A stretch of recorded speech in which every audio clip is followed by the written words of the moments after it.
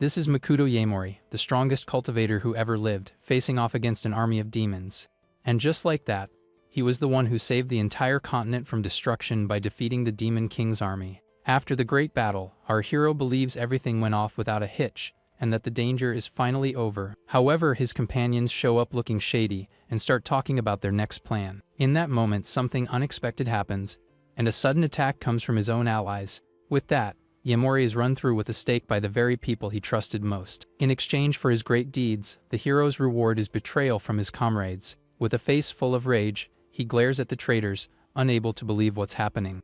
Lying on the ground, he asks why they betrayed him and swears they'll remember this for the rest of their lives. Screaming with his last breath, our protagonist promises to drag them all to heck with him. Suddenly, Yaemori wakes up with a start, hearing unfamiliar voices calling his name over and over. A woman approaches him, but all the guy can think is that he should be gone for good. Looking around, he sees he's surrounded by students and has no clue where he is. Totally lost, our protagonist starts to wonder if he somehow ended up in the underworld. Right after, some guy starts making fun of him for passing out in the middle of a test. Another guy mocks him, saying they shouldn't call him young master anymore since he got kicked out.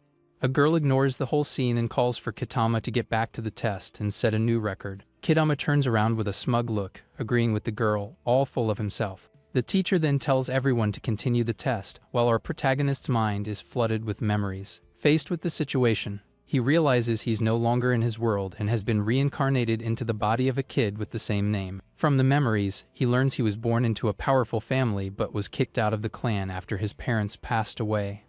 He's shocked to have been reincarnated into a world completely different from his own.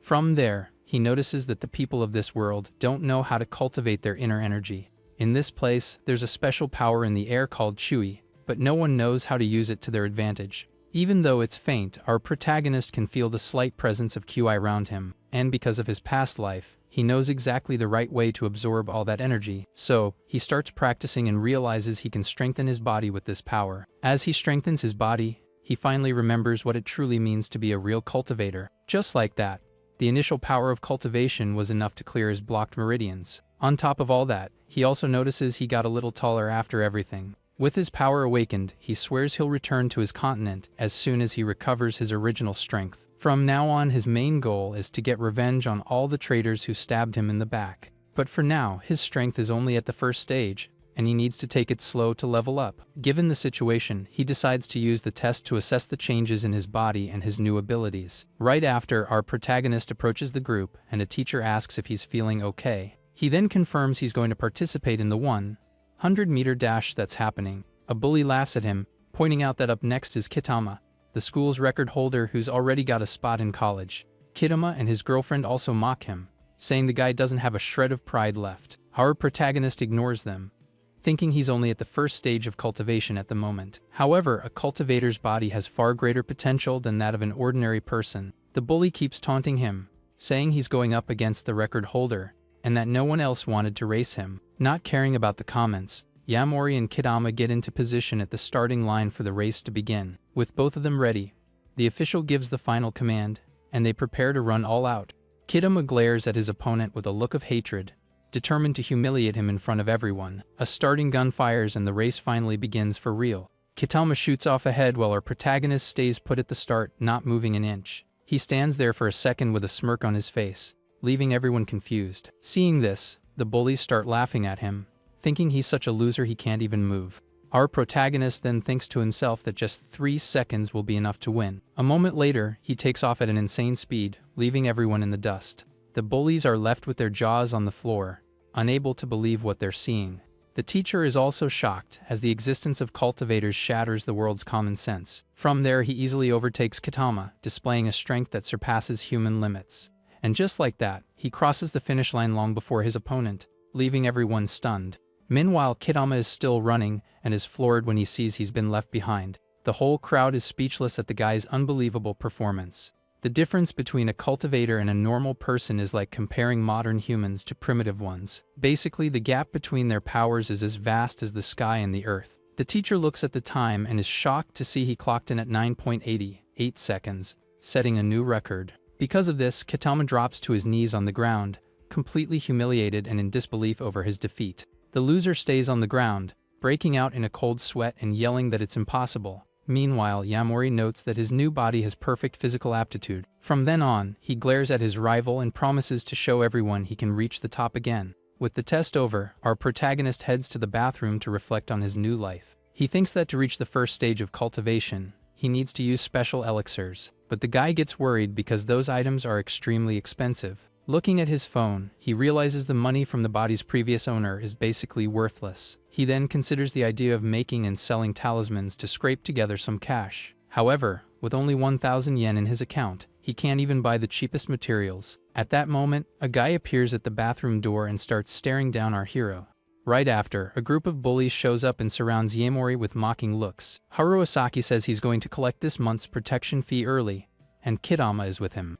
Yaemori then remembers that the previous owner of this body always got beat up by them at school. Because of this, Kidama warns that something's off with the guy and lets Haru handle it. The boxing club captain steps up, saying a scrub like him is no trouble at all. He lunges forward, winding up a punch and thinking one hit is all it'll take. The guy faces the attack, thinking the old Makuto would just close his eyes and take it. But things are different now, and our protagonist is ready to fight back. Our protagonist easily catches the punch, surprising the attacker. From a cultivator's perspective, a boxing captain is just a weak, regular person. With that, Yaemori goes on the offensive, landing a kick on the first lackey. Next, he throws a powerful punch straight into the second goon's face. Kitama and his buddy are speechless, unable to believe this is the same Yaemori. Our protagonist then glares at the two of them with a cold look and asks if they're scared. Before they could react, he grabs the hands of the two remaining bullies. From there, the guy squeezes hard, showing off his overwhelming superiority. The two goons start screaming in pain, begging him to let them go. Yaemori just smirks and says not to be cold, because the party's just getting started. Desperate, they admit they were wrong and beg him to stop. Our hero throws both of them to the ground with a single move. Kidama is left on the floor, begging for mercy, completely terrified. Meanwhile, Haru quietly gets up and tries to sneak away from the scene. But Yaemori yells that he's not letting him escape and charges at the bully. With a devastating punch, our protagonist lands a clean hit right on Haru's face. The bully is sent flying hard against the lockers. The attacker is left on the ground, all banged up and unable to get up. Our hero then warns that next time, things won't end so nicely. Totally terrified, Kitama looks at the guy and thinks he's a monster. The other goons tremble in fear, telling Yaemori not to come any closer. He glares at them coldly and tells them to return everything that belongs to him. The guys are confused and ask what our protagonist is talking about. With a threatening look, he reminds them they took things from him, and Kidama agrees to give it all back. The guys take Haru to the nurse's office, and Yaemori knows they won't snitch. He reflects that school is a hassle, and decides he'll leave as soon as he can. Fortunately, he managed to get back the money the bullies had stolen. With this cash, he can finally buy materials and take the first step toward his revenge. With the money in hand, our protagonist begins to refine the materials he bought. He channels his spiritual energy into the items, creating talismans with mystical effects. With a focused expression, he prepares to finish the entire creation process. A moment later, the guy picks up the finished talismans, which look like colorful cards. Our protagonist smiles, thinking he can sell these and finally make some good money. 3 weeks go by, but our hero can't sell a single one of his talismans. People look at the items with suspicion and aren't interested in buying anything. He starts to get discouraged since he can't sell a thing. Suddenly, a bark gets his attention, and he turns to see what's going on. Our protagonist sees a little dog all banged up, running toward him. The little animal can't take it anymore and collapses on the ground from its severe injuries. Seeing the scene, he gets closer to check on the poor dog's condition. Our hero decides to test the effects of one of his talismans on the animal. He then uses a healing talisman that restores heavily injured organs and bodies. With that, the dog slowly opens its eyes, showing that the power really worked. With the help of the talisman, the dog makes a full recovery and barks excitedly. Our protagonist crouches down as the little animal rubs against him in gratitude.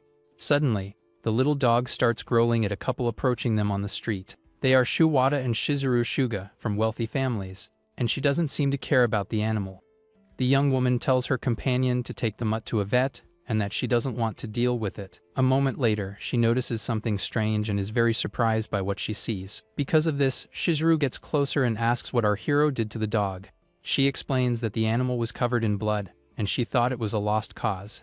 Our protagonist notices she's holding a piece of paper and asks if she's going to visit someone in the hospital. From there, he realizes this is the perfect opportunity to sell his product. So, he shows her the talisman he used to heal the little animal. Shuwada doesn't believe a word of it and accuses the guy of being a big-time scammer. Furthermore, he says Yaemori must have run over the dog on purpose. Shizuru ignores the guy and asks if the talisman can be used on anyone. Desperate, she wants to know if the item can heal someone in a vegetative state. Our protagonist confirms he wants to save the person and explains that his power can heal brain damage. He then shows her a special talisman and says the item is perfect for this situation. Shuwada gets angry and tells the young woman not to believe this nonsense. Our hero ignores the guy and hands the talisman to the girl, explaining how to use it. From there, he reveals the prices, with the most expensive one costing 400,000 and the cheapest one 200,000 yen. Shizuru offers 1 million yen for all the talismans, leaving her friend shocked. Because of this, Shuwada lunges at our hero and tells him to get lost, but Yaemori easily grabs the guy's hand, stopping the attack instantly. With a firm grip, our protagonist warns him not to interfere in his business. With a terrifying look, he tells the guy to leave and not to get in the way anymore. A moment later, our protagonist throws the attacker to the ground with a single move. Just like that, the deal is a success, and he hands the items over to the client. On top of that, he throws in 2 more for free, one for protection and another for a fireball. With a smirk, he says he hopes she never has to use those 2. Shizuru is moved by everything and thanks him from the bottom of her heart. Shizuru quickly turns around and asks for the name of the guy who helped her. Meanwhile, Shuwada yells that our hero is a con artist and not to trust him.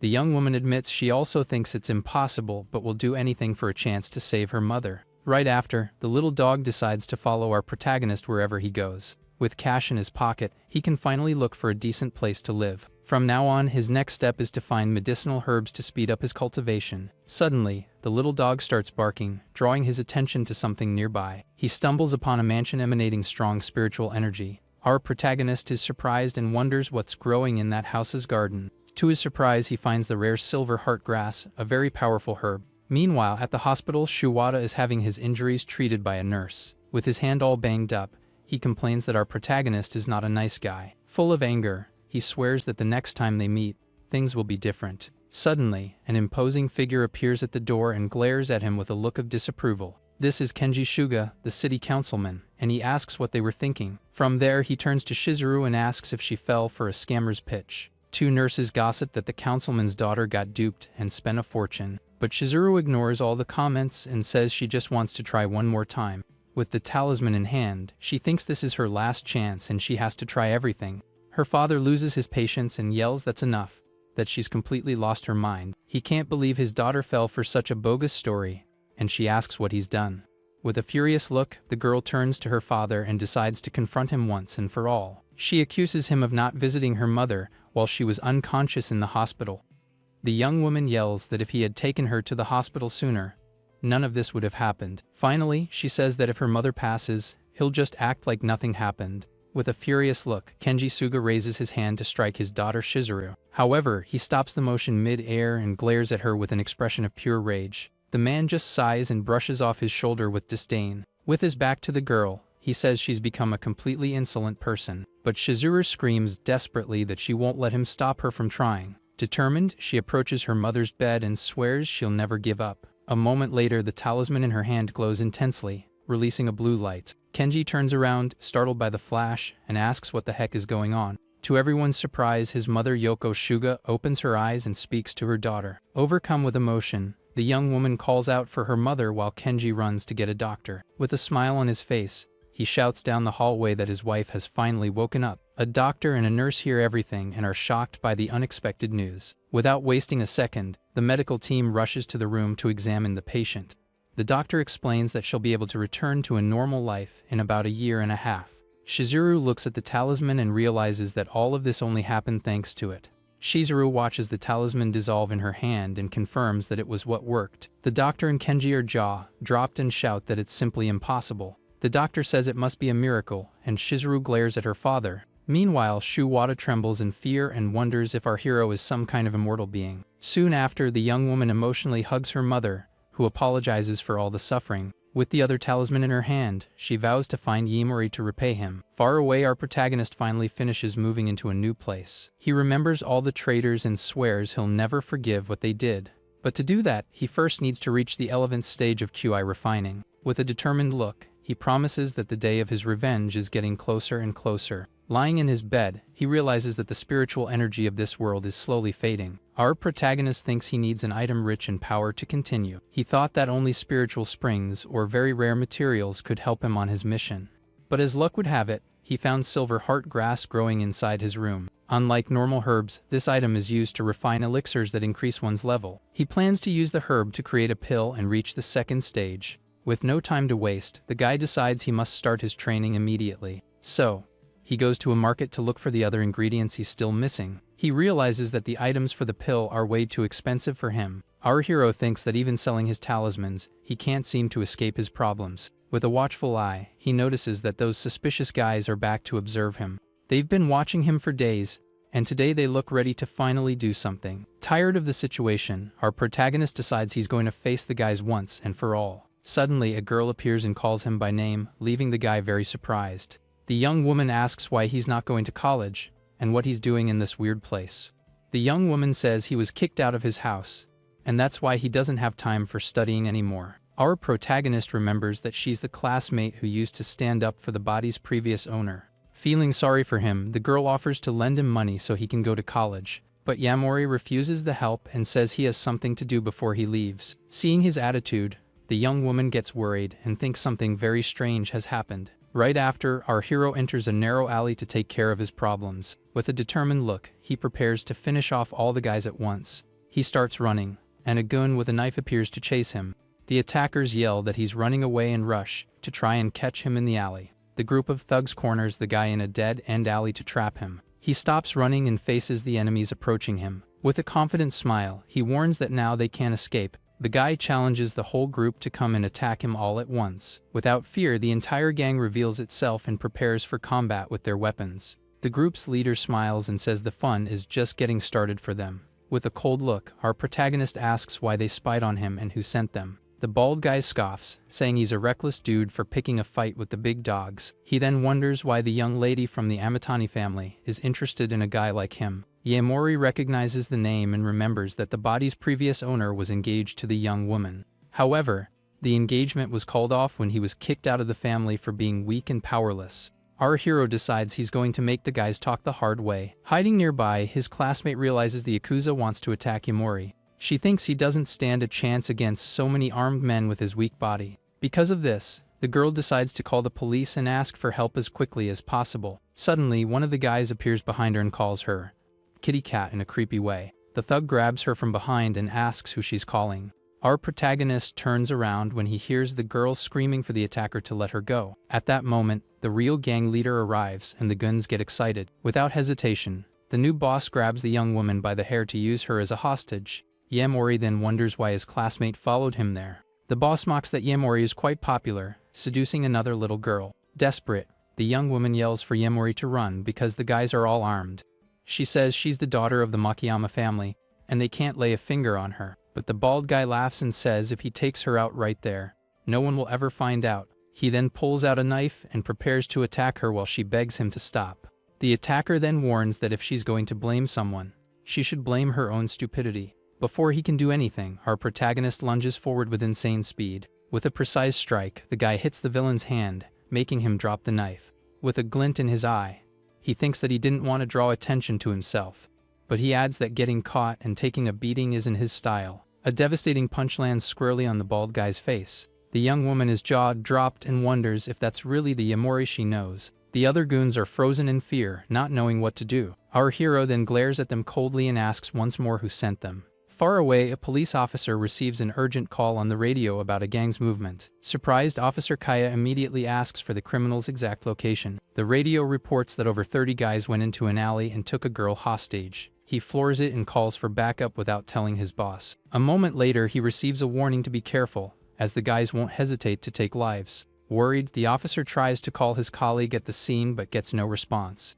After a moment of silence, the radio replies saying backup isn't necessary. With a shaky voice, the officer on site starts talking about the kid he mentioned. He explains that the kid who was there simply defeated all the thugs by himself. The scene changes, and we see our protagonist holding the gang leader with ease. The bald guy can't believe the trash from the Yamori family defeated him so easily. With a cold look, Yamori asks who gave them information about his whereabouts. He then gives an ultimatum, demanding the thug answer everything in just 3 seconds. Terrified, the gang leader screams in pain and begs our hero to wait a moment. At that moment, his classmate appears and yells for Yaemori to stop. The police arrive running, and one of them yells for Yaemori not to sink to their level. Our protagonist sees the police and wonders if their arrival is just a coincidence. He knows it would be very easy to get rid of all the guys in front of him, but the guy decides he can't reveal his true strength to the officers right now. So, he drops the thug on the ground and decides to back off for now to avoid trouble. The bald guy breathes a sigh of relief, and our hero thinks he can't fight against the government's power. Officer Kaya is relieved and can't believe the guy handled all of that by himself. He's impressed that a single kid took down so many criminals at once. Kaya approaches him and introduces himself as a police officer from Numi City. The classmate also greets the officer with a friendly smile on her face. The two officers formally introduce themselves and assure them they'll take care of the whole situation. Our protagonist realizes the government saw everything, and that their surveillance is flawless. Kaya says his partner will take his statement but without asking about other things. Suddenly, the other officer calls out for the chief, who has just arrived at the scene. An older man appears with a smile and says the thugs would have escaped without him. The police chief, Onaga Kaizu, appears and places our hero under arrest for assault. He then shows an arrest warrant and glares at the guy with a malicious smile. The classmate is outraged and yells that they were the real aggressors. Onaga then questions the girl with a strange look, asking if they were really attacked. He says he only saw the protagonist beating up the guys, while the thug lets out a little laugh. Kaya loses his patience and confronts his chief, saying this is all a huge load of nonsense. But the man just replies coldly that he's not talking nonsense. With a threatening look, he warns that he can have the officer's job for his audacity. Full of rage, Kaya yells that his superior is a completely despicable and corrupt man. His partner holds him back and tells him to calm down and not lose his head. Yaemori realizes that whoever sent them did everything they could to frame him. The chief mocks him, but our hero thinks this is his chance to get information. Yaemori questions how the officer knew he was just a simple student. Onaga realizes he said too much, and our hero understands he's just someone's henchman. With a smile, he wonders if he should take care of the real mastermind behind this. Onaga plays dumb and orders his men to take our protagonist away. As he's being led away, a police officer cuffs him and his classmate looks very worried. With a smirk, he shows a button he swiped from the chief without anyone noticing. Onaga is shocked when he realizes his button is missing and doesn't know how it happened. Our hero then warns that next time, he won't just be taking a simple button. Full of rage, Onaga swears he'll remember what happened and won't let it slide. Soon after, our protagonist is taken to a dark cell inside the police station. Inside the cell, a giant, muscular man is sitting with his back to them, meditating in silence. A guard bangs on the bars with a baton to get the prisoner's attention. The guard says the person will be arriving soon, and that their request is very specific. The guy's mission is to eliminate our hero, and he agrees to the plan without hesitation. Our protagonist is taken to the cell and asks if the plan is to finish him off there. With a metallic clang, the cell door opens, and he's thrown inside. Upon entering the dark room, he faces two giant men watching him from the door. He asks with a smile if the guys are planning on taking him out. With a defiant look, he thinks the whole situation is very interesting. Yaemori sees a muscular man in the corner and wonders if he's the real boss. The big guy explains that, out of principle, he's never hurt ordinary people in his life. He continues his speech, saying that from his perspective, people like the kid are weak. With a wicked smile, the man adds that he's too weak to be worth the trouble. He introduces himself as Funaki Zenjo and says he was hired to take the guy out. Our hero glares at him coldly and asks if he's also someone's subordinate. Yaemori senses a strange energy and admits he can feel the enemy's power. Funaki then releases his pink aura and reveals that this power is called Ryetsu. Even facing this overwhelming power, our protagonist doesn't flinch and stares down his opponent. The attacker charges forward, yelling that he's going to send the kid to the next life. But our protagonist dodges the attack with impressive speed. Funaki is jaw-dropped, unable to believe the kid managed to dodge the blow. Yaemori counters and says he seems to be a little mistaken. He then warns that the real weak one in that cell isn't who he thinks it is. A moment later, the guy lands a powerful punch and yells that the weak one is him. However, Funaki manages to grab our hero's leg to keep from falling. Using his brute force, he swings the guy through the air, intending to throw him. Yaemori is thrown hard across the dark cell. Our protagonist flies through the air but manages to land on his feet without difficulty. Funaki admits he underestimated the kid and promises to teach him a painful lesson. Our hero just stares at him calmly and releases his own aura. A purple energy begins to emanate from his body for the fight. Without hesitation, Yahello charges straight at his opponent in the cell. He then lands a devastating punch right in Funaki's chest with all his might. The big guy is sent flying backward, feeling the impact of the blow. From the hit, Funaki spits blood and wonders what kind of power this is. He falls to the ground, completely shocked by our hero's overwhelming strength. But the attacker gets up angrily and prepares to attack with everything he's got again. Yahello lands a powerful kick that destroys part of the cell. Amidst the smoke, our protagonist stares down the enemy with a frightening calm. Funaki watches him, all beaten up but still with a look full of hatred. He charges forward, yelling that the kid shouldn't be so full of himself. Our hero doesn't even move and just watches the punch coming toward him. He then counters with a pinpoint punch right in the middle of his opponent's face. With the impact, the big guy spits more blood, his face completely distorted. He's sent flying backward, breaking the cell floor. Totally confused, Funaki wonders why he's losing like this. Our protagonist emerges with an intimidating red aura. From there, he readies his fist, which begins to glow with a blue energy. Without wasting time, Yahello goes for the final blow to end the fight. With the enemy on the ground, our hero grabs him by the face and demands to know who's behind this. His purple aura explodes with intensity, and he continues the interrogation without hesitation. Yahello then asks where the guy got that power called Rietsu. Far away, Oniga receives a call and asks in shock what kind of monster that is. He questions if the kid is really a monster, remembering he's just a failure from the Yahello family. With a worried look, he hopes everything can be resolved without any major issues. He then promises a promotion to the guy on the other end of the line, if everything works out. Back in the cell, our hero faces Funaki, who praises his courage for staying silent. With his face all beaten up, the attacker admits he underestimated our protagonist. Yahello then wonders if there are other cultivators like him in this world. Funaki begins to tell him about meeting a mysterious monk a few years ago. The monk used his hand to chop a giant tree in half with ease. The attacker's jaw dropped, unable to believe the man's absurd power. Soon after, the monk hands him a bottle of divine water for the guy to drink. So he drank the diluted water for years, just as the old monk had instructed. Because of this, his body changed and transformed into something truly extraordinary. Our protagonist realizes that the so-called divine water is actually a spiritual liquid. This energy source is very rare and serves as an excellent resource for cultivation. Yahello asks why a guy as strong as him would obey ordinary people. Funaki reveals that his son has a serious illness and needs a lot of money. With a sad look, he says the divine water didn't work on his boy's illness. Desperate, he yells that he needs cash to find a cure as soon as possible. Our protagonist then claims he can handle the illness and maybe save the boy. Funaki is shocked by the revelation and asks what the guy just said. Yahello explains that the water is a spiritual liquid and can be dangerous for normal people. From there, he shows a healing talisman as an example of what he can do. Funaki doubts the item's power and wonders what effect it could possibly have. Without hesitation, our hero activates the talisman, releasing a powerful green energy. The energy surrounds Funaki and heals all his wounds, leaving him shocked. With that, our protagonist gives him a choice: tell him who sent him and save his son. Or, he can be taken out right then and there, without a second thought. Faced with the threat, Funaki just gives a slight smirk. He then admits that, as expected, our protagonist is no ordinary person.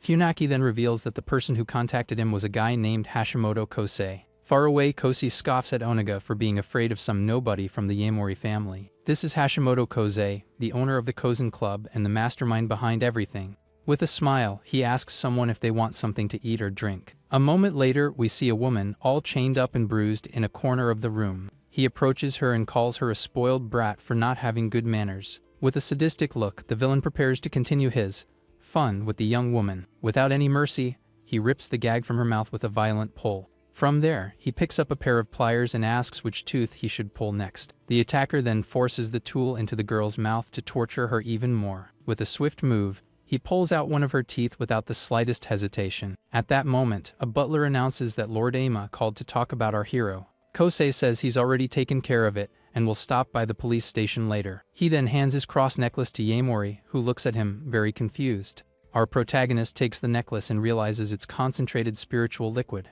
He thinks that with the liquid, the grass will bear fruit, and he'll be able to reach the second stage. With a smile, he says thanks and that this will be a great help for his plans. Funaki warns that Hashimoto will now start hunting him relentlessly. He adds that everyone who gets in that guy's sights doesn't end up well. Yahello calms him down and tells him not to forget the deal they made. With a cold look, he promises he'll send a message to Hashimoto for him. Far away, a wealthy woman arrives at Nihai University in her luxury car. With a confident air, She steps out of the vehicle and prepares to enter the building. This is Shizuru, the girl whose mother was healed by our hero's talismans. She thinks it's quite a coincidence that the guy is a freshman at the same school as her.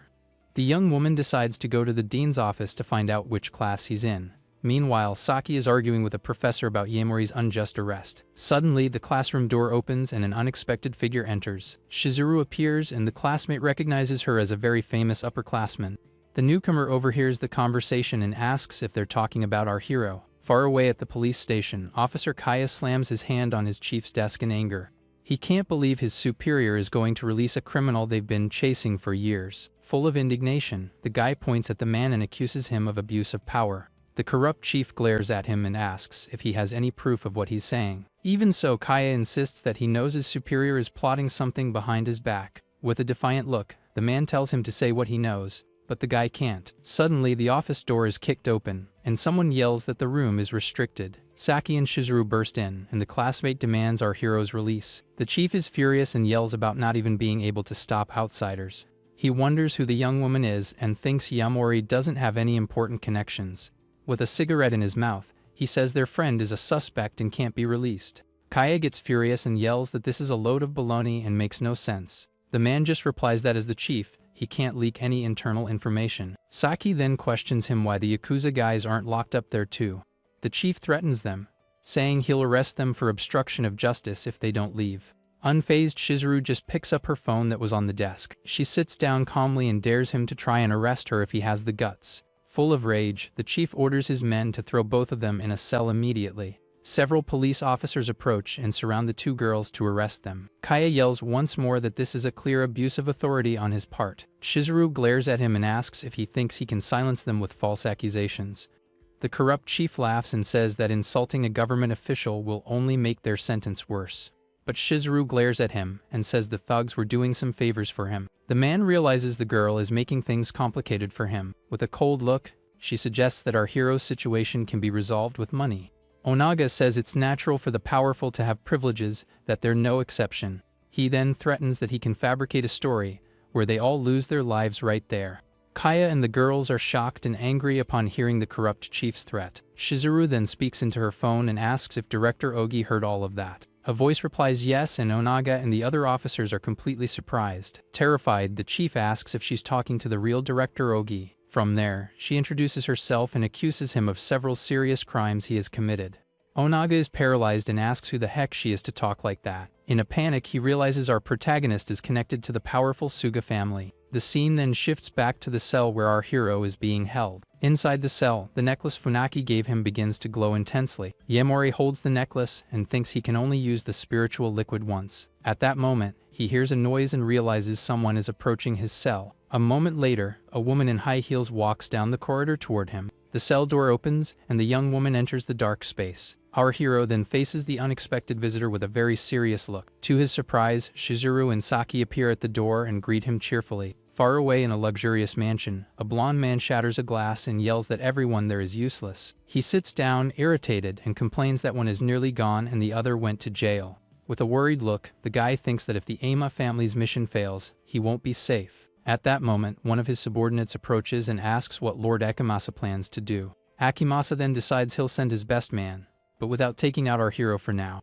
With a furious look, he swears he'll take care of that trash with his own hands to solve everything. Meanwhile, Yamori is in his room, lamenting having spent all his money. He then lays out his items on the floor, including Funaki's necklace and the silver heart grass. With everything ready, the guy begins the refining process, and a golden light emanates from the cauldron. He concentrates on creating the key gathering pill to increase his power. With the pill's power, our protagonist finally manages to evolve to the next level. He tests his new ability, Shadow Cloud Step, and moves at an incredible speed. Our hero feels confident, thinking that at this speed, not even bullets can hit him now. He reflects that he used up all the spiritual liquid and needs more items to keep evolving. Looking at his bank balance, he decides that going to Ryuta the normal way is too dangerous. With a card in his hand, he calculates that he needs 2 million yen for his trip. Suddenly, a TV commercial catches our protagonist's attention. The ad promotes a very popular beauty injection that promises to rejuvenate the skin. The guy gets a brilliant idea and picks up a small blue box. With a smile, he thinks that wealthy women are obsessed with youth. The scene then flashes back to 5 hours earlier, at a dinner with the Suga family Harris. Our hero realizes that because she's a councilman's daughter, she was able to contact the chief. Shizuru then says she called him there to ask for a small favor. Yamori is surprised and asks what the girl wants from him. The young woman asks if he knows the building of the city's largest cosmetics company. With a smile, she reveals that she's the owner and is throwing a party for her mother. Shizuru invites him to the party, leaving our hero shocked. The company building stands out at night, showing just how rich the girl is. Back in the present, he thinks about the Joyan pill, which was common in his world. He plans to sell a few pills to the rich ladies and get the cash. With the box glowing, our protagonist thinks the perfect chance is right in front of him. Meanwhile, at the party, Shizuru's uncles comment that she's getting too old to get married. They even say that if the young woman doesn't marry soon, she'll end up like her older sister, Masami. The uncle scoffs that her time is up and now the woman is useless to the clan. Because of this, Masami is speechless, and he mercilessly calls her a plague goddess. With a malicious look, the uncle says she should convince Shizuru to accept the marriage. Suddenly, Shizuru's mother starts coughing, and her daughter rushes to see if she's okay. The uncle says an unmarried woman is damaged goods and suggests the Oko family. But the older sister finally replies that she has her own ideas on the matter. The uncle then scoffs at her and asks what kind of thoughts she could possibly have now. Full of rage, he yells in the woman's face that it's just selfishness on her part. He even asks if she thinks she's going to get younger with a simple cosmetic product. Suddenly, a voice says, "I can do that," and everyone turns in surprise toward the entrance. Our protagonist appears and says that calling a woman damaged goods is rude. With his eyes glowing, he warns that there's a limit to everyone's rudeness there. The uncle is shocked and asks who the heck the guy is that just appeared out of nowhere. He then desperately yells for security to get our hero out of there. But Shizuru defends him, saying she invited Yamori because he saved her mother's life. The young woman's mother, in a wheelchair, also thanks him for selling her the talisman. Our protagonist politely says there's no need to thank him for that. The uncle scoffs and says she was fooled by a con artist and that science saved her. Yamori then introduces himself as a researcher and business partner of the family. A guy questions him, and our hero replies that the matter is about cosmetics and youth. With the box in his hand, he says he'll show everyone the answer to that discussion. He approaches Masami and asks her to help him with his demonstration. With a smile, he offers the box and asks the young woman to eat the item inside. Her eyes glow intensely as the box releases a very powerful energy. A moment later, the box opens, revealing the Joyan pill to all the guests. The uncle yells that it's a lie and that the pill is probably poisoned. Masami gets scared and asks if it's safe to take it, but Shizuru says she trusts Yamori and that she would take it herself without a problem. Hearing this, the girl's mother also says she trusts him because the guy saved her. Two guests comment that a rejuvenating medicine is something impossible to exist. Our protagonist then asks Masami if she doesn't want to feel what it was like to be young. She remembers all the times she was called old and washed up. With a determined look, she decides she'll try the pill and holds out her hand. The young woman takes the item and puts it in her mouth with great determination. Seeing the scene, the uncle and his wife are jaw-dropped, unable to believe she ate it. Masami stands still, and the guests think it was a lie and that the item might be poison. The uncle laughs and says he knew it was all nonsense, and they came there for nothing. Suddenly, a golden aura starts to glow around Masami's eye. A guy holds up a mirror, and everyone sees that her appearance is completely changing. The uncle and his wife are shocked and scream in disbelief at what they just saw. Impressed, a woman asks the price, and our hero says it costs 400,000 yen. All the guests start shouting and offering more and more for the pill.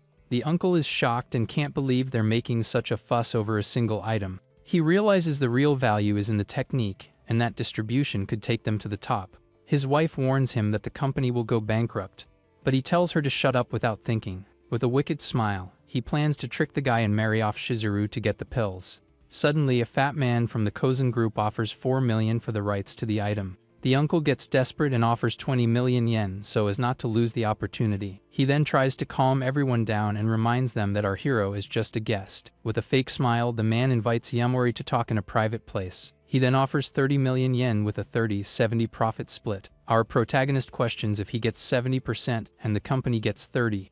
The uncle laughs and says it's the other way around, and that the Hoshisu family's connections are worth a lot. Suddenly, Shizuru appears and asks what kind of connections the Hoshisu family has. The uncle is shocked by the question and yells that she's part of the family too. Shizuru glares at him and reveals that he didn't think about the family when he lost 160 million. Desperate, the man denies everything and yells that the young woman is saying ridiculous things. With her phone in hand, she shows the proof of the fund withdrawal and the bank's collection notices. Masami and her mother are shocked and ask if he really used the company as collateral. The uncle starts to break out in a cold sweat and asks how she found out everything, and if she investigated them. Shizuru then accuses him of trying to squeeze money out of her mother like he did with her grandmother. With a furious look, the young woman yells that he's not getting a single cent from them. She reveals that he doesn't even have the 30 million, and was planning to trick our hero to profit. On the floor, the man desperately yells at Shizuru, saying it's not like that at all. He then begs Masami to help him, but she says she's disappointed in him. The guy clings to her and asks for help, being the last man of the Hoshisu family. But Masami says embezzling her mother's inheritance is something completely unforgivable to her. The older sister kicks him away and tells him to solve his own problems. The man is left on the floor, desperate, and asks if they're really going to abandon him. Finally, Shizuru gives him two choices: either he faces justice or lives in debt, or he can sell the bankrupt company to her for just 1 yen, and the guy is in shock.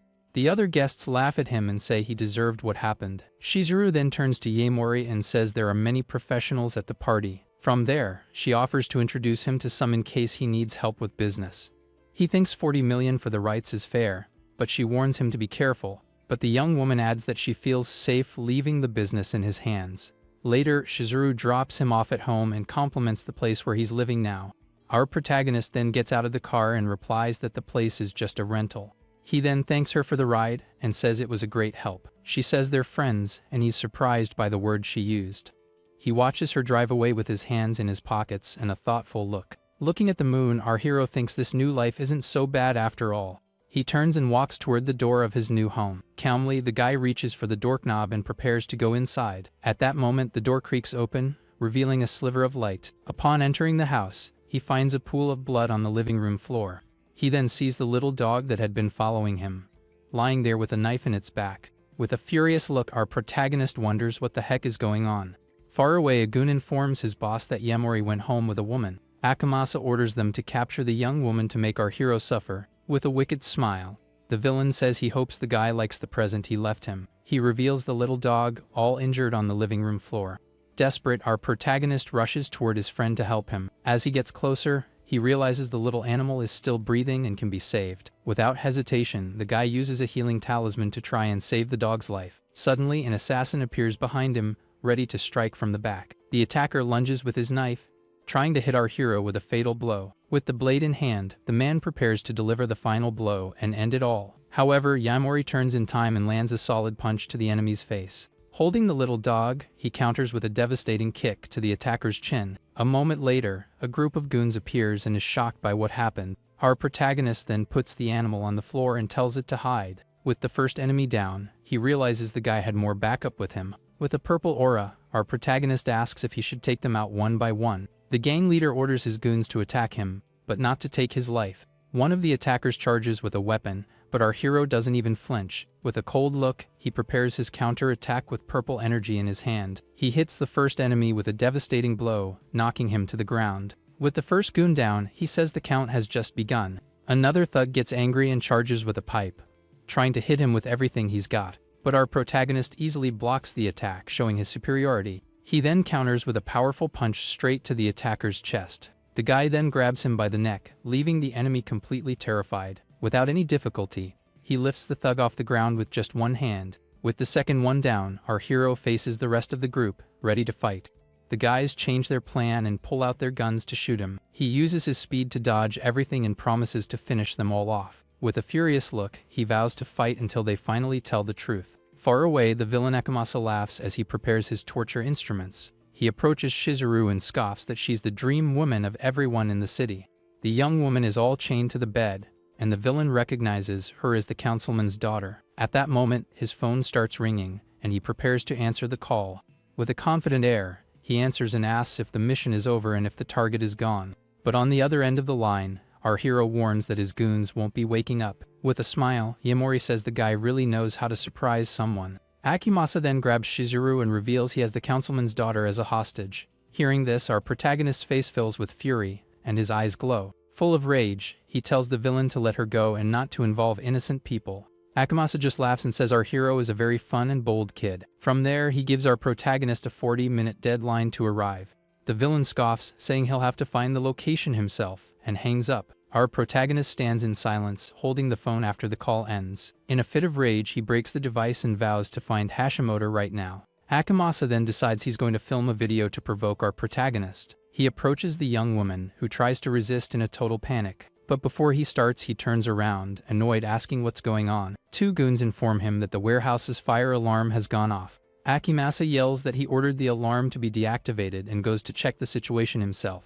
Arriving at the dark location, he asks who the heck is there and what they're doing. Suddenly, the room door is kicked open, and one of his men flies out. With the door open, he sees the guard on the floor, and the room completely trashed. Shizuru then whispers our hero's name, knowing he's come to save her. The story flashes back 1 hour, and we see a guy on a motorcycle complaining about a delivery. With a letter in his hand, he confirms the address and sees he's in the right place for the job. He then looks at the mansion and wonders if that's our protagonist's house. Suddenly, a voice on his comms warns that Yaemori has finally returned home. A moment later, a goon guarantees that 6 assassins will take care of the guy for him.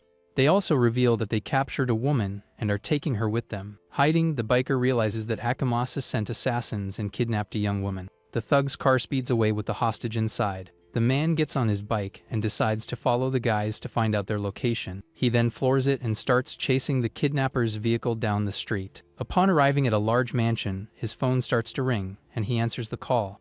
On the other end of the line, he reports that he tracked the goons and that Akamasa kidnapped the young woman. Yaemori asks if the address is 32 Harami Street, and he's shocked. Our protagonist says he made the goons spill everything before he passed out.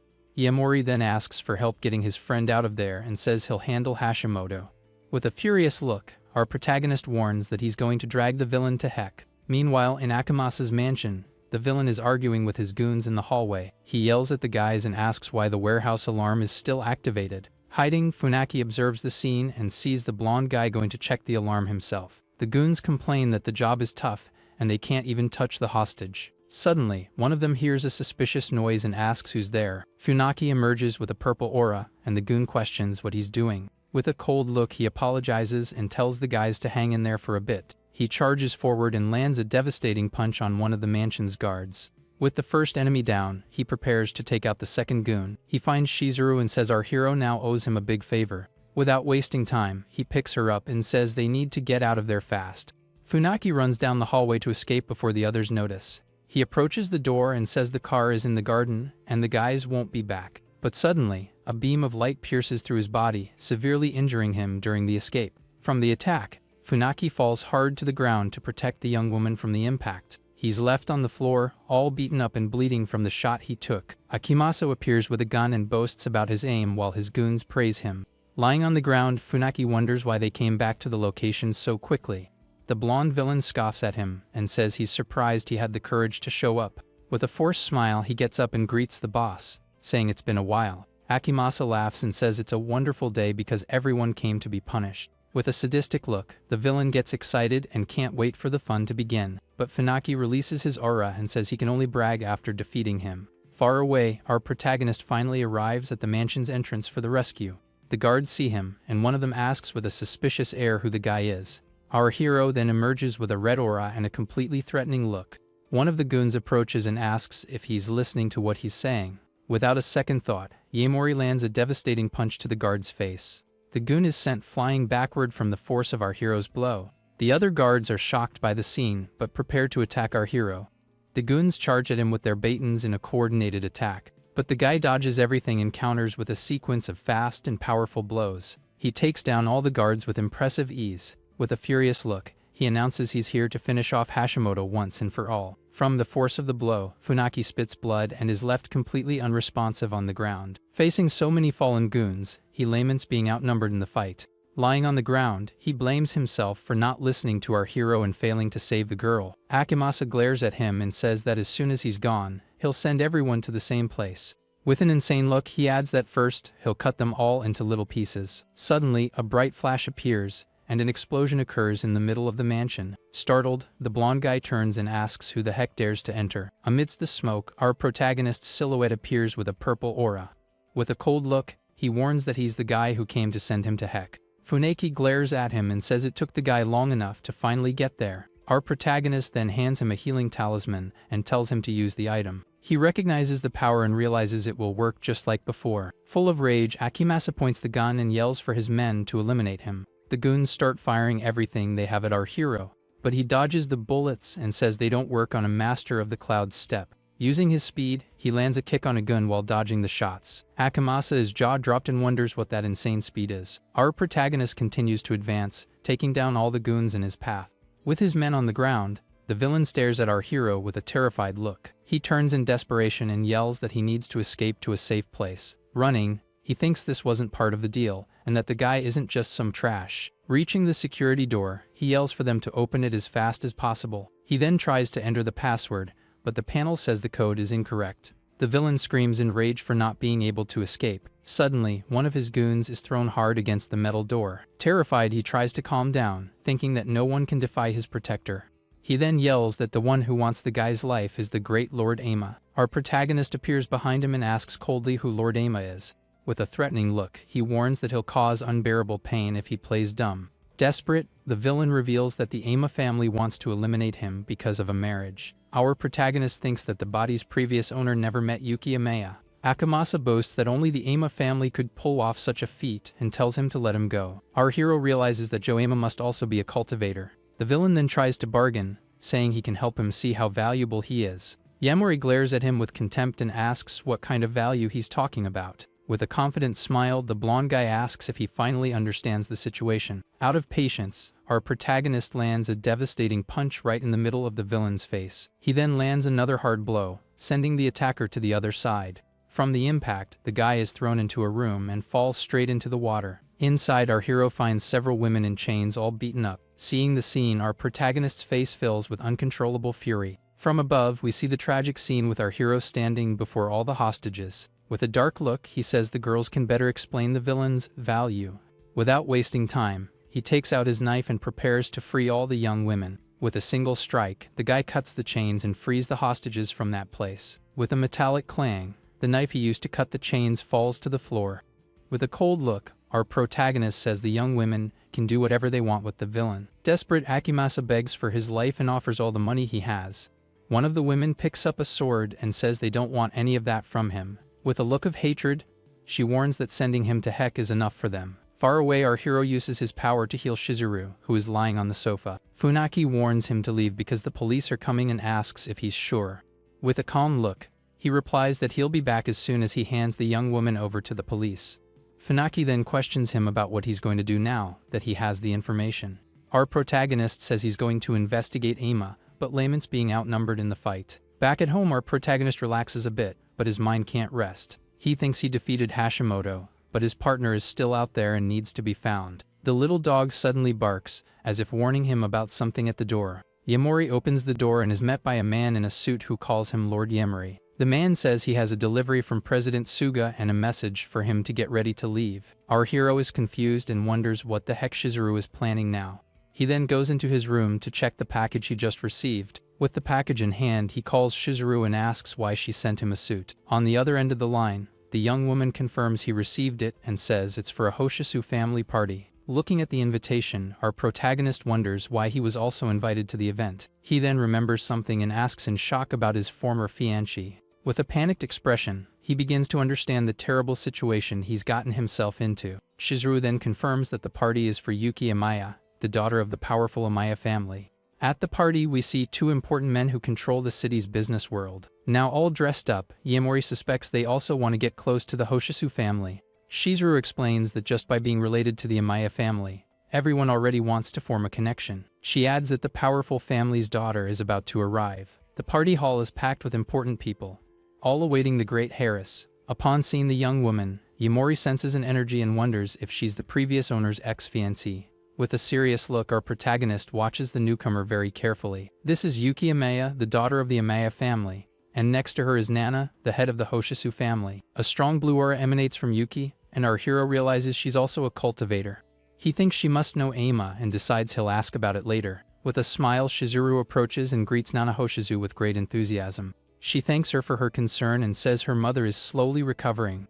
The young woman then hands over the new Joyen pills as a gift for her aunt. Nana is surprised to see the famous pills, and everyone is impressed by the item. Yuki is also shocked to see the gift and stares at it with a curious look. She praises the pill's quality and says the creator must have incredible skill. Nana then asks who made the pills since they don't have any alchemy seal. Shizuru says the pills were made by her partner, and our hero introduces himself. Yuki and Nana are shocked to hear his name and can't believe what's happening. Nana recognizes him and praises his skill, criticizing the Yaemori family for having no talent. With a cold look, Yuki interrupts Nana, saying she shouldn't have said that. The young woman says that if it weren't for that, he would have been accepted into the Amaya family a long time ago. Yaemori realizes that noble families dominate cultivation, but their techniques are primitive. Yuki adds that because of his low status, his skill has no value. Nana then asks who the master is that taught him to refine pills. Our protagonist thinks about the question and remembers his life as a great cultivator. With a distant look, he remembers his old life and all the power he once had. He then says it's just a hobby and that he has no master, quickly changing the subject.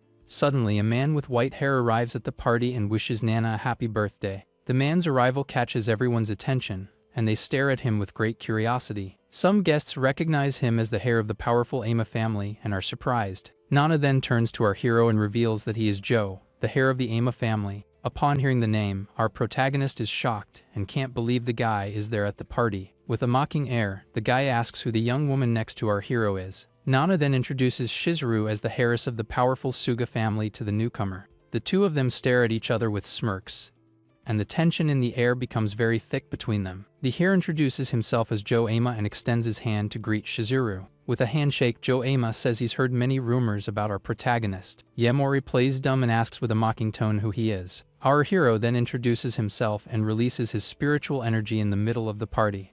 He thinks that normal cultivators hide their power, but he's going to force his out. The energy flows into Joe's body, revealing his power meridians. Startled, the guy pulls his hand back and stares at our hero with a shocked look. He quickly composes himself and says it's a great honor to finally meet him. A moment later, the heir turns to Yuki and asks how she's been lately. Yaemori watches the scene from afar and thinks something very strange is going on. He thinks he can't sense the guy's power and wonders if he's not a cultivator. Meanwhile, Joe reflects that our hero didn't even show fear upon hearing his name. The scene then changes, and we see all the guests dining in the grand party hall. The guests enjoy the banquet and toast cheerfully with glasses of wine. Suddenly, an announcer says that a dance party will begin after the meal. Several couples get up and start dancing in the middle of the main hall. Yaemori adjusts his suit and thinks Ama isn't a cultivator and that he's been deceived. He wonders what the purpose behind this whole big lie could be. Meanwhile, Masami watches him from afar with a glass in her hand in the middle of the party.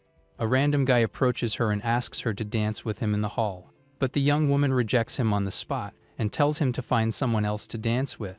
Apparently, she's rejecting everyone, even the young master of the Katajiri family. Two guys gossip that there aren't many men who can catch her attention. Suddenly, one of them is shocked and points to something happening. Yuki and Shizuru also turn in surprise at the unexpected scene they see. Suddenly, a voice calls our hero by the name Makuto, and he turns with a smile.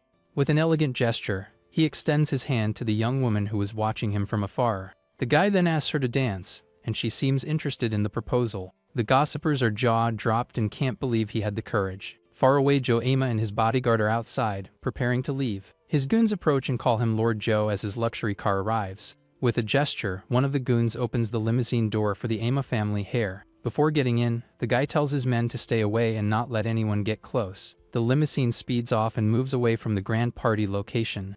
Two guys watch everything and wonder what he's going to do alone with his bodyguard.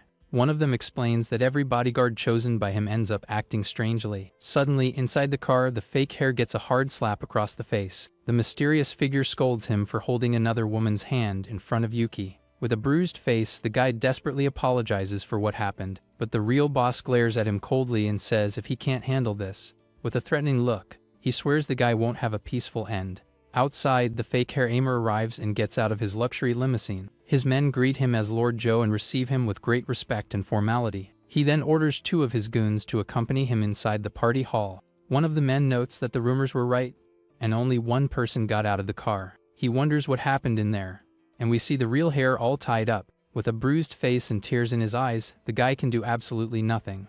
Meanwhile, the party continues with musicians playing for the guests in the hall. The fake Joe says goodbye to Yuki, saying he has to leave because of an unforeseen issue. The young woman is surprised by the excuse and stares at him, not understanding the reason for his departure. Suddenly, all eyes turn to the dance floor with great curiosity. They are jaw-dropped dropped when they see Masami dancing with our protagonist in the hall, with a slight blush on her face. She seems to be greatly enjoying the moment with him. Yaemori also looks at her with a smile as he guides her across the dance floor. The music suddenly changes, and a new melody begins to play on the grand piano in the hall. The two continue their dance with perfect steps in the middle of all the guests. With a flushed face, Masami compliments him, saying he's quite a dancer.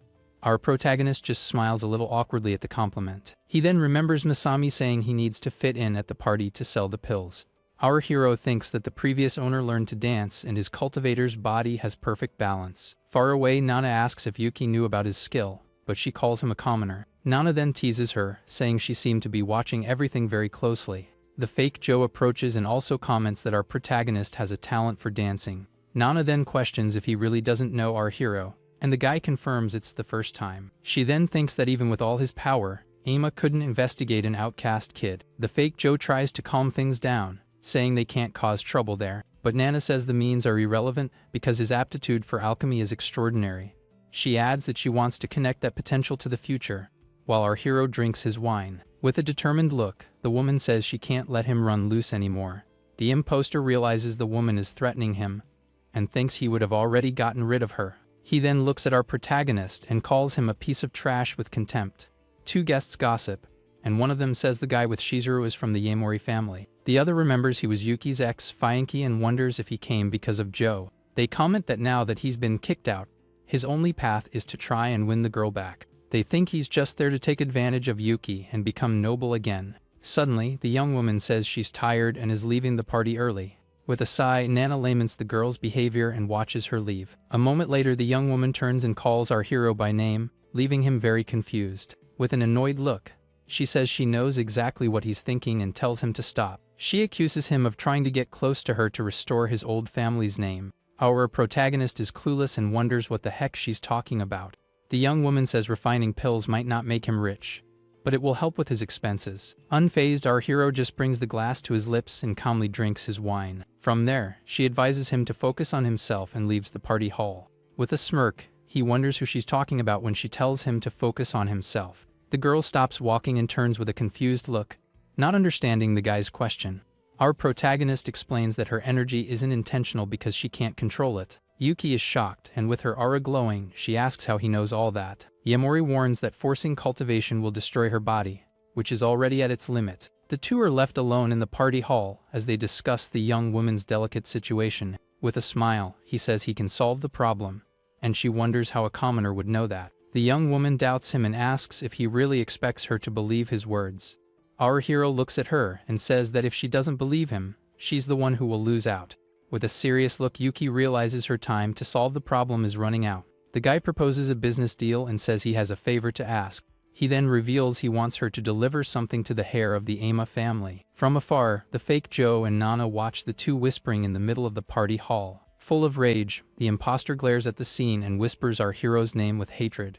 The scene then changes, and we see the outside of the mansion where the party is happening. Our protagonist and Masami leave the hall together and walk through the mansion's garden. Suddenly, a voice calls out to them, and Yaemori turns to see who it is. Nana appears and says she's interested in the Joyen pill and calls him over to talk. The three of them walk through the mansion's garden under the starry night sky. Our protagonist thinks she wants more than just the pill, and Nana asks him to call her aunt. With a serious look, he reminds her that he's no longer part of the Yaemori family. The woman then says he and Yuki are very similar, and the guy questions this. She explains that after her parents' passing, the girl was controlled by her uncle, who made all her decisions, but Yuki became a legendary cultivator and cannot escape her family. Masami is confused and asks what a cultivator is and what it means to transcend. Our hero explains it means reaching the third stage of cultivation, and the difference is huge. Because of this, Yuki used an impossible method to gain power, trading her life for strength. Yaemori asks why she's telling him all this,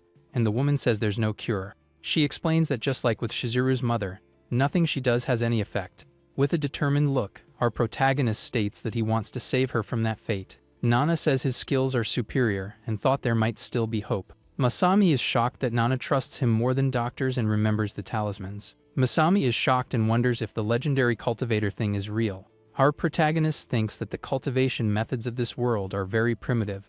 He also reflects that she's interested in the Joyan pill that he himself is selling. Nana then proposes a business deal, and Masami gets excited about the profits they can make. Nana scolds her for only thinking about money and says she really wants to help Yuki. With a sad look, she explains that the girl is a very kind and delicate person. From there, she reveals that Yuki rebelled once when the engagement was called off. Our hero listens to everything in silence, processing the new information about his former fiancée. Suddenly, the fake Joe appears in the garden and calls out for his aunt who was there with them. With a smile, he says he thought he'd say goodbye before leaving the grand party. The guy then notices that our hero and Masami were with her and stares at them closely. He then thanks our protagonist for everything that happened today. The imposter extends his hand and says he'd be happy if they could meet up. Yamori agrees with a smile and says the feeling is mutual about meeting. The two shake hands firmly, and a strange energy emerges between them. With a serious look, our protagonist feels there's something very strange about that guy. A spiritual energy emanates from the imposter, and Yamori senses his power. A moment later, the fake hair and his goons prepare to leave the party. One of the guards approaches and says he has a gift from Yuki for Lord Joe. Already inside the car, he takes the blue box and asks in surprise if the gift is really from Yuki. Upon opening the box, he finds an origami butterfly and doesn't understand its meaning. Annoyed, the guy hands the box to his goon and tells him not to open it without his permission. Suddenly, the real boss reveals himself and complains that he had to leave because of Hashimoto. With a glowing ring on his finger, he thinks about Nana Hoshisu and our protagonist. With a wicked smile and a blue aura, he swears they'll see what's coming to them. His eyes glow red, and he plans to use Yuki to take out both of them at once. We see the real Joe with his double, who just obeys him without questioning any orders. The goon holds the box, and the origami butterfly begins to glow with a green light. The scene then changes, and we see a large building in the middle of the city under the starry night sky. On top of the building, our hero observes the city and reflects on the recent events. On top of the building, our protagonist holds the intensely glowing origami butterfly. With a smirk, he remembers telling Ama they would see each other soon. The butterfly flies through the city, serving as a guide to find its target. The talisman stops moving, indicating that the enemy is inside that building. He then discovers that the building belongs to the Ama family and prepares for the invasion. Without wasting time, our protagonist jumps from the roof to start his plan. With a determined look, he yells that the real fun is about to begin. Meanwhile, Nana Hoshisu admires her rare plants that bear fruit every 3 years. She plans to trade these valuable items at a cultivator's tournament in 3 months. Suddenly, the woman senses a strange presence and asks who is approaching. A shadowy figure praises her senses, even with her injuries and weak cultivation. A moment later, a bald monk appears with a red aura and says she's still sharp. With a shocked face, she realizes the intruders are also powerful cultivators. The woman asks who they are and what they want while thinking of a way to escape. But the monk scoffs and asks if the head of the Hoshisu family is planning to run. The fat monk says that a lion uses all its strength even to hunt a rabbit. Nana notes that the two are being very cautious with her in the garden. With a smirk, she then asks what their real objective is. The fat monk tells her to come with them and not to try anything stupid. But the bald monk suggests it would be easier to just break her arms and legs. Nana then touches a strange plant and asks where they think they are. She releases a gas from the plant and says she'll entertain them properly. The bald monk is surprised by the smoke and asks what the heck it is. The other monk covers his mouth and realizes the smoke is actually a powerful poison. She explains that with a blade of grass in her mouth, the poison doesn't affect her, and this will buy her time. She decides she needs to escape because she doesn't stand a chance against 2 opponents. Suddenly, a pair of red eyes appears in front of her with a threatening aura. The woman is shocked and doesn't understand what's happening. A shadowy figure appears, and she wonders if it's the shadow art.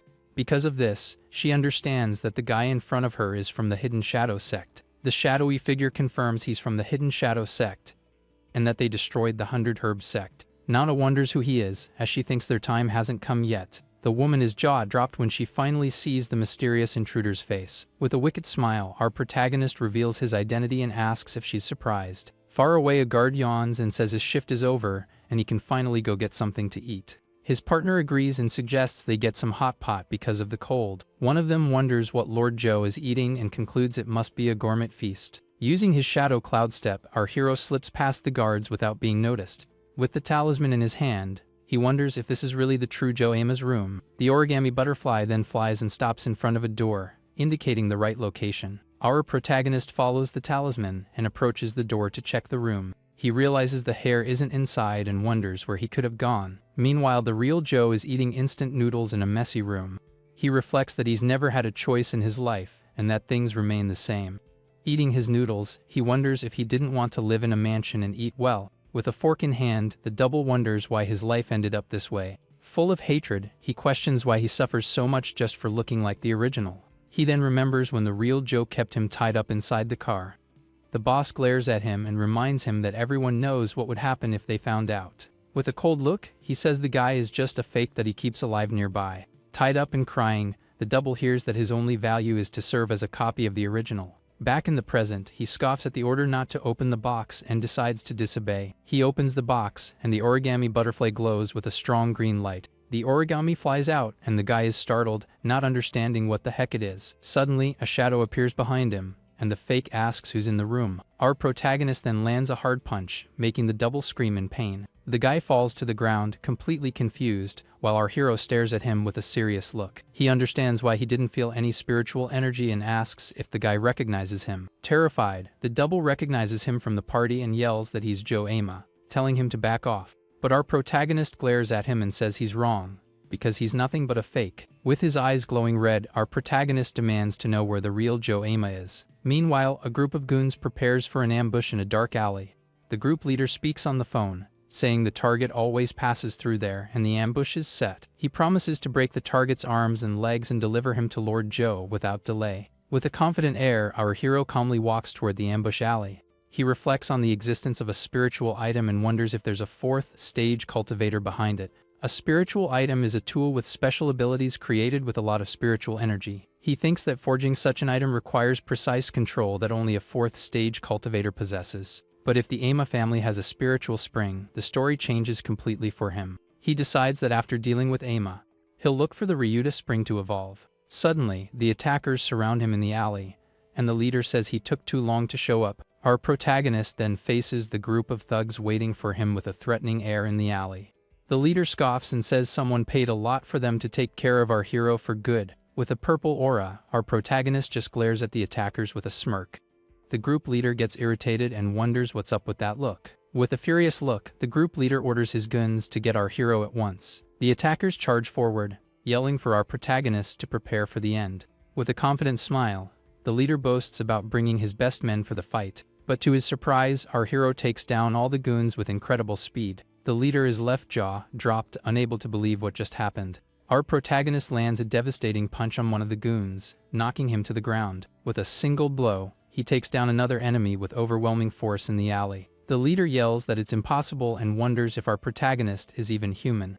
With the attackers on the ground, our hero asks whose order it was to attack him. Far away at Nanahosh's residence, everything is destroyed and trashed. Yuki arrives at the scene and finds her men investigating the crime scene. One of the guards approaches and shows her the footage from the rooftop camera. He explains that around 1 in the morning, the 2 monks attacked Nana on the terrace. The guard then reveals that there were 3 intruders in total and that they have a face. Yuki then looks at the footage and recognizes the 3rd attacker as our protagonist from the party. Yuki stares at the footage and recognizes Yimori's face on the screen with a smile. A limousine pulls up in front of a luxury house in a very wealthy neighborhood. With her phone in her hand, Yuki seems determined to find our hero's whereabouts. She receives a message with a photo and the address 430 2 Emiya Street. The young woman confirms that this is the right place and stares at the house.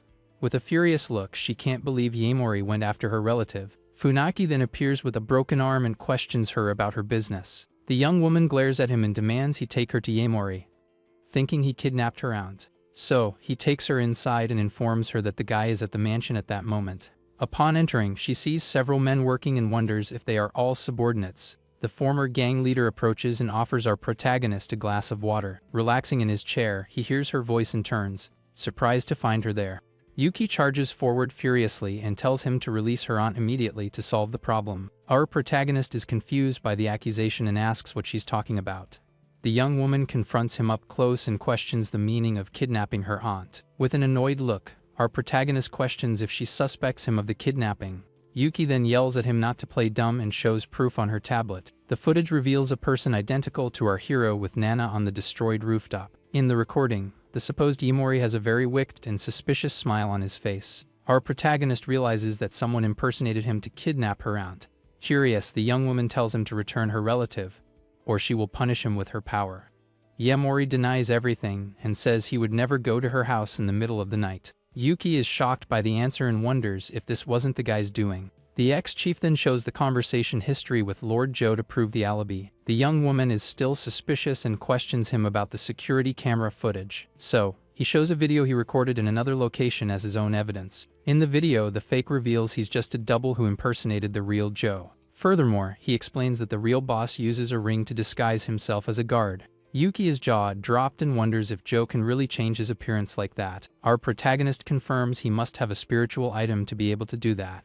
Yuki is shocked and can't believe Lord Joe has such a precious and rare item. Our protagonist explains that the plan was to impersonate him and frame him. Full of rage, the young woman says she'll handle everything, but Yahello warns that her aunt is in danger. Desperate, she yells and asks what she should do, as she can't just stand by. Yahello then reveals there's a way to use the enemy's own plan against him.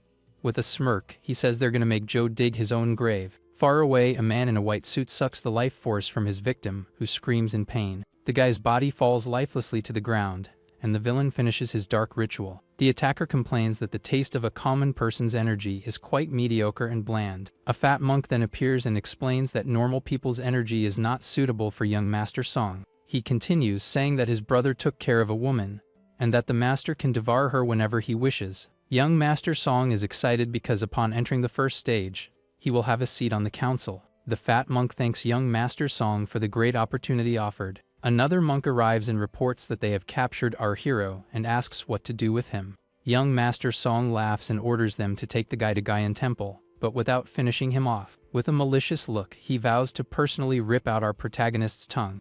The scene then shifts to Gaian Temple, where several goons in suits are waiting for something. A guy with a ponytail yells for everyone to stop talking, as they weren't paid for that. Another goon mocks his colleague for taking the guard duty so seriously. Suddenly, the guy with the ponytail smiles and announces that young Master Song has finally arrived. With a superior air, young Master Song walks as his goons greet him. A goon approaches and asks why young Master Song came to inspect personally. He orders Jiang Sheng to throw away the communication devices, and the goon is very confused. With a cold look, the villain asks if he now needs approval to give orders. Terrified, the goon agrees and says he will take the other men down the mountain.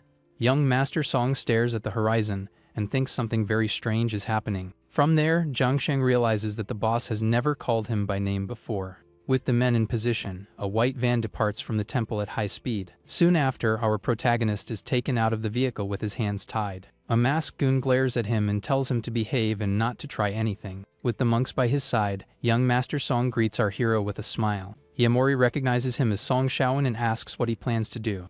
The villain scoffs and asks if he never thought a day like this would come. With a wicked smile, he questions where all his courage from the banquet went. Full of rage, the man calls him an insect for daring to speak to Ning Qingshu in front of him. He then points at our hero and says his biggest mistake was letting him live. Our protagonist asks if Zheng Wenqiao is also involved and why he is being hunted. With a dark smile, Song Shaoan scoffs at the question and asks what the reason would be. Full of hatred, he yells that a piece of trash like him being engaged to Ning Qingshu is a stain on his life. Yahello then wonders if the guy wants to finish him off just for that. With a purple aura, the villain says that taking him out now would be a huge waste. From there, he summons a shadow creature to show a divine miracle. Our hero stares at the creature and wonders if it's some kind of summoning. The villain reveals he will feed the old Zhou Nai to his shadow and become immortal. With a wicked smile, he adds that he will become the god everyone worships.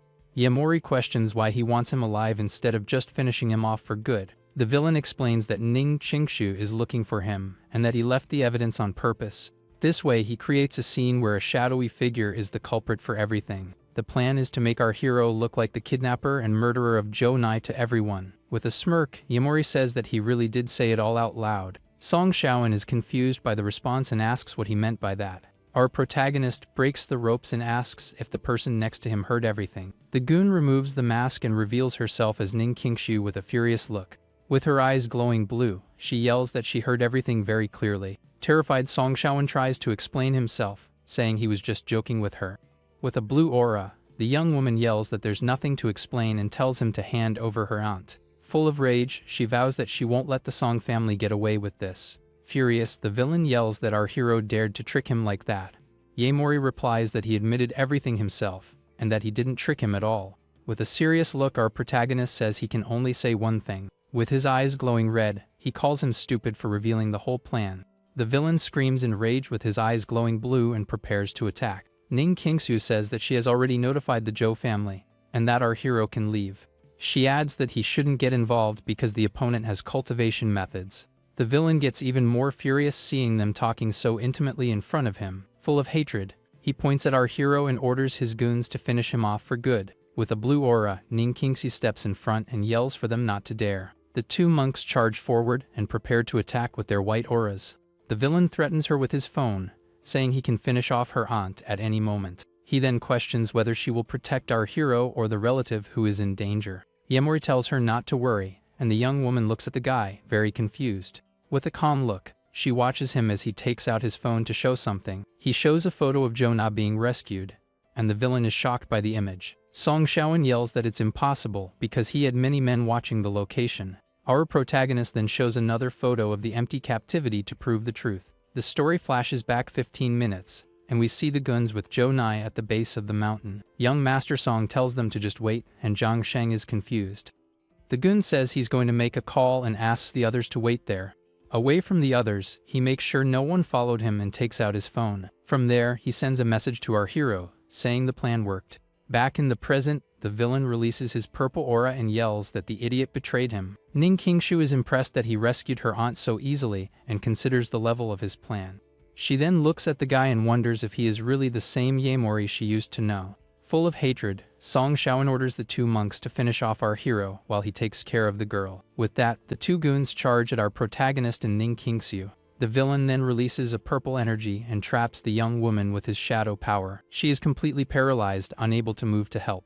The villain tells her to watch the guy's demise, and she screams for our hero to run. The two monks charge toward our protagonist to attack. Song Shaoan scoffs at the girl and says she can't protect anything at all. The young woman blames herself for underestimating the enemy and for agreeing to go with him. Our protagonist is surrounded by the two monks who prepare for combat. However, he easily blocks their blows, leaving the attackers very surprised. He then grabs one of the monks' heads with just one hand. Without hesitation, our hero lands a powerful knee strike straight to the goon's face. Finally, he uses his shadow cloud step and goes after the second enemy. Ning Qingshu's jaw dropped and wonders how his strength can be so great. From the blow, the second monk is thrown hard backward and falls to the ground. Suddenly, the body of the fallen goon on the ground begins to melt strangely. The body transforms into a golden puddle that spins and reforms in an instant. Angrily, the monk reveals that it was a very rare substitution talisman. Our protagonist emerges with red eyes and prepares for the next attack. With a blue aura, he charges toward the monk and attacks him with great speed. Song Shaoan is shocked and realizes his speed is not that of an ordinary person. Our protagonist reveals his true form with a blue aura. With a serious look, he reveals that he is also a cultivator, to everyone's surprise. Ning Qingshu is shocked by the revelation and wonders if he is really a cultivator. With a blue aura at his feet, our hero says he was looking forward to meeting him. A blue energy envelopes his fist, and he prepares for the coming combat. He then remembers all the times they sent him to jail to attack him, and he also remembers when they kidnapped his friend and hurt his little dog. Finally, he remembers Ning Qingshu, the beautiful woman the villain so desired. Yamori says that from the beginning, he's been like a fly buzzing non-stop in his ear. With red eyes, he warns that he has tolerated him for too long and it's time to silence him.